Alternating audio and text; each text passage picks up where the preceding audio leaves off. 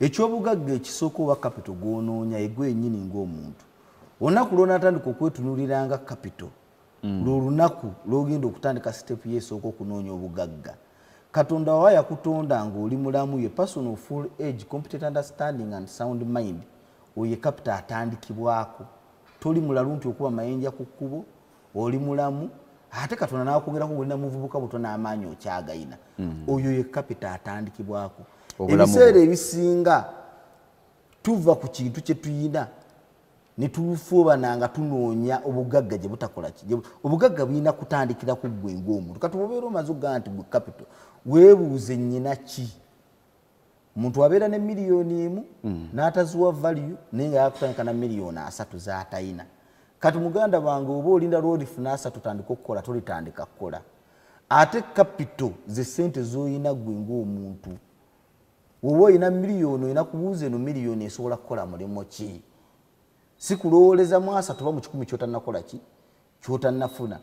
Omuvubuka n'omubuuza nti obadde oyimiridde ote n'agamba nti nkubuule muganda wange nyinamu obukadde 2 n'ekitu n'omugamba nti booda egula miliyoni 3 kankungereko akakadde kano ogenda ovuga ebooda ate olabagatuga egeeji yange tevuga booda. Kati obeera otya nga tovuga booda ate nga bwe busobozi bw'oyimiriddeko ng'omuntu.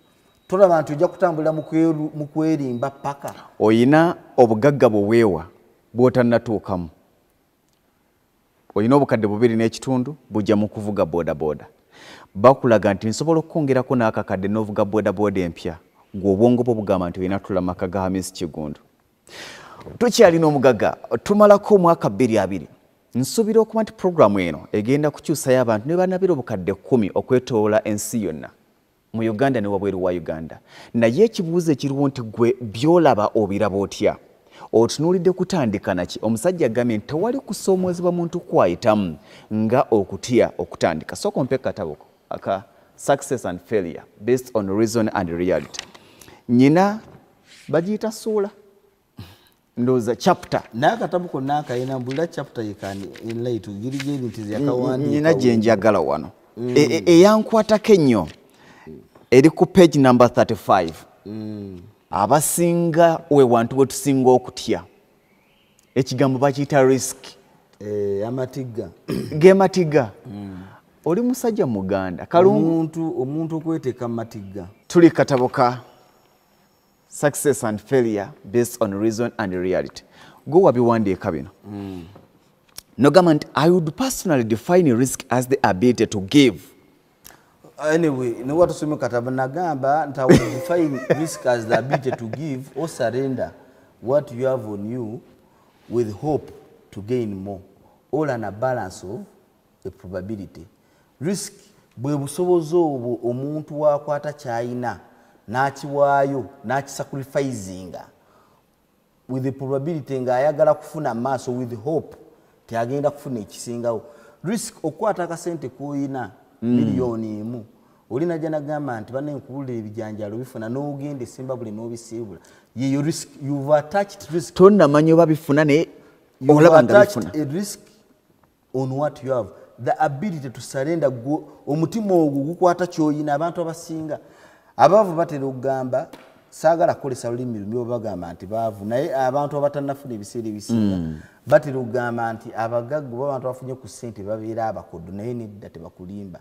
Abagagga tebabeera nkobukodo kuba omusingi kwoyimirira okutandika okufuna gwe nnyini gwegambye okubeera ng'olina obuvumu obwerekereza n'owaayo mu ssuubi ofune. Omujaasi okugenda mutala n'agamba nti ngenze mutala aba awaddeyo obulamu bwe. Kivula tulina okuwa abajaasi ekitiibwa because for them they have actually given life. Kati ekintu kyonna ky'owaayo naye nga bawaddeyo obulamu bwabwe olw'eggwanga lyattu Uganda. Kati bw'obeera ne miliyoni zo 2 kwawe oba ne 2 oba oziina era ozikwatako otunuuziwa n'ogamba zo nzikola zange nzirina. Kati omuntu okujjujjula n'agamba nti genda ozisuubulemu ebijanjaalo. That ability to give kyekiri determinant factor between obugagga n'obwavu. Era nabagamba mu dda nti abaavu bakkiririza nnyo mu kintu kye bayita saving. Akasente akabo baagala kukatereka.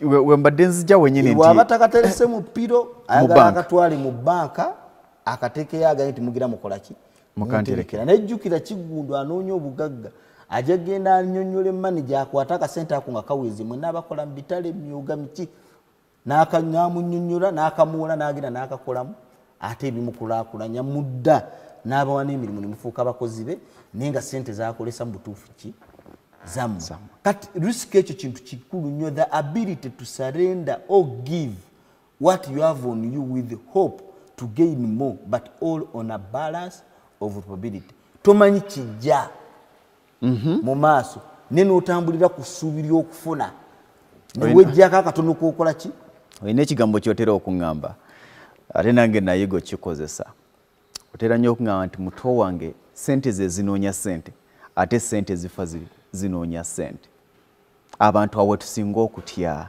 omuntu alina obukadde bwe bubiri okumugamba nti kankiyite butalaafiya aga nti bugira bubeera wano nanti money is a tool of transaction kikyo kitegeeza nti woba ogenze mu katale ak'abantu abanoonya ssente tolina lulimi lw'oyogera nabo okuggyako lwaki lwa ssente nze mba nnyina lumonde wange nga mutunda mu katale gwe ekikugatta ku nze ng'oyimiridde mu maaso ge nsobola kukuwa waabwereere era onnamuza n'oŋŋamba lumonde omutunda mmeka nti bwezi tinojjayo n'ompa lulimi ku lwalwo kati woba olina ssente ng'olulimi naye nga toyagala lwogera oba tofuuse kasiru ozina ziri mu nsawo olina okuvaayo bwe tuba twogera mu business what we call a business language twogeza ssente nkuwa nompa kati mudda nga bwe nagamba nti ssente ze zinoonya ssente tewali kirala kikolanga ate era ssente ezisinga wozikwata obi oluusi zifa zinoonya ki zinaazo gano amaka tewaliwo osobola gasanga wala mu Uganda sikigamba lwakuba ndi naawe amaka gentuddemu ge maka agasinga obunene mu ggwanga gatudde ku yika 11 ge maka agasinga obunene mu Uganda yika 11 ze twogerako bye bisaawe nga bwolaba ekisaawe ky'Ennamboole gatta ebisaawe 11 bituddemu amaka ag'omwana eyava e Kalungu atasomerangako ku Harvard University atasomerangako ku Cavendish y'e Bungereza atasomerangako ku Oxford diguri yo wagikolerawo ey'amateeka diguri nagikolera wano naye kanongoseemu mukulu Ssentongo amaka wadde banene nga mugalaba naye nga bwe nabagambye wali wammanga osigala osula mu kisenge kimu oli essuwaani y'emmere emu ate nga n'ekisenge osula ku kitanda kimu nga n'ekitanda okisulako oludda emmotoka otambuliramu emu era emmotoka osigala otambuliramu emu naye nyiza ate nnyina kyenkuwunyizza mu kuvubuka munnanga ali eyo maybe gwe wonaafuna tujja kutandikira ate ku maka osanga ssente olizikozesa kuba olwa wagalabako dda nga naye amu yagamba dda nti wadde nga limu kuba mu maka nga gano kapitaali muyinze a home is a liability munnayuganda munnange wenna akyandaba